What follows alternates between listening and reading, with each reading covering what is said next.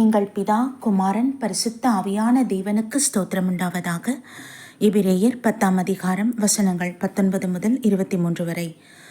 ஆகையால் சகோதரரே, நாம் மகா பரிசுத்த ஸ்தலத்தில் பிரவேசிப்பதற்கு இயேசுவானவர் தமது மாம்சமாகிய திரையின் வழியாய் புதிதும் ஜீவனமான மார்க்கத்தை நமக்கு உண்டு பண்ணினபடியால் அந்த மார்க்கத்தின் வழியாய் பிரவேசிப்பதற்கு அவருடைய இரத்தத்தினாலே நமக்கு தைரியம் உண்டாயிருக்கிறபடினாலும் தேவனுடைய வீட்டின் மேல் அதிகாரியான மகா ஆசாரியர் நமக்கு ஒருவர் இருக்கிறபடினாலும் துர்மனசாட்சி நீங்க தெளிக்கப்பட்ட இருதயம் உள்ளவர்களாயும் சுத்த ஜலத்தால் கழுவப்பட்ட சரீரம் உள்ளவர்களாயும் உண்மையுள்ள இருதயத்தோடும் விசுவாசத்தின் பூரண நிச்சயத்தோடும் சேரக்கடவும்.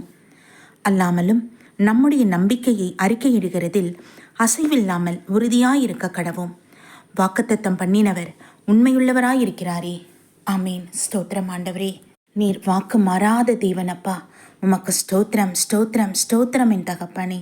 இந்த நாட்களிலும் கூட என் ராஜா மகா கிருபையாய் உம்முடைய சத்திய வசனங்களை நீர் எங்களுக்கு வெளிப்படுத்தி போதிப்பதற்காக நன்றி ஆண்டவரே. நாங்கள் உமக்குள் பரலோகத்திற்குள் பிரவேசிக்க வேண்டுமானால் கர்த்தராகிய இயேசு கிறிஸ்து எங்களுக்கு உருவாக்கின வழியும் சத்தியமும் ஜீவனுமான மாம்சமாகிய திரையின் வழியாய் புதிதும் ஜீவனமான மார்க்கத்துக்குள் நாங்கள் பிரவேசிக்க வேண்டும். ஆமீன். எங்களுக்காக அடிக்கப்பட்ட தேவாட்டுக்குட்டின் இரத்தத்தினாலே கழுவப்பட்டவர்களாய் நாங்கள் இருக்க வேண்டும்.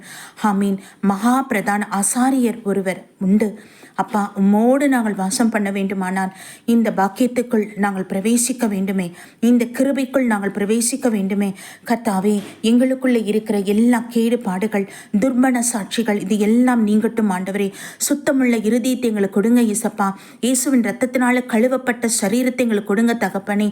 உண்மையுள்ள இருதயத்தோடு விசுவாசத்தில் நாங்கள் பூரணப்பட்டவர்களாய் இருக்க கிருபை தாங்க இயேசப்பா. நீரே எங்கள் நம்பிக்கையாய் இருக்கிறீர். அதில் ஒருபோதும் அசைவிராதபடி நாங்கள் உறுதியாய் இருக்க கிருபை தாங்க. எங்களுக்கு வாக்கு பண்ணின தேவன்.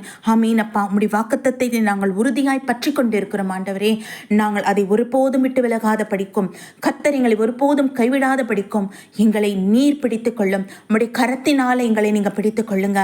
ஆமீன் அப்பா. உம்முடைய பரிசுத்த இரத்தத்தினால எங்களை வேலி அடைங்க ராஜா. உமக்கு நன்றி அப்பா. உம்மையும் எங்களையும் பிரிக்கிறதுக்கு உலகத்தில் வேறு ஒன்றும் இருக்கக்கூடாது தகப்பனே. நீரே எங்கள் நம்பிக்கை அப்பா. தகப்பனே, நீர் எங்கள் அடைக்கலம், எங்கள் கோட்டையுமாய் இருக்கிறீர் ஆண்டவரே. சத்துருவானவன் நுழையாத படிக்கு அப்பா நீர் எங்களோடு இருப்பதற்காக நன்றி ஆண்டவரே. நன்றி தகப்பனே. எங்களை தாழ்த்தீரும் ஒப்பு கொடுக்கிறோம் ஆண்டவரே. இந்த பரிசுத்த ஓய்வு நாளிலும் எங்கள் ஒவ்வொருவரையும் சுத்திகரித்து பரிசுத்தப்படுத்துங்க. பரிசுத்த அலங்காரத்தோடு ஆலயத்தில் வந்து மகிமைப்படுத்த கிருபை தாங்க. இயேசுவின் நாமத்தில் ஜெபிக்கிறோம் பிதாவே. ஆமீன்.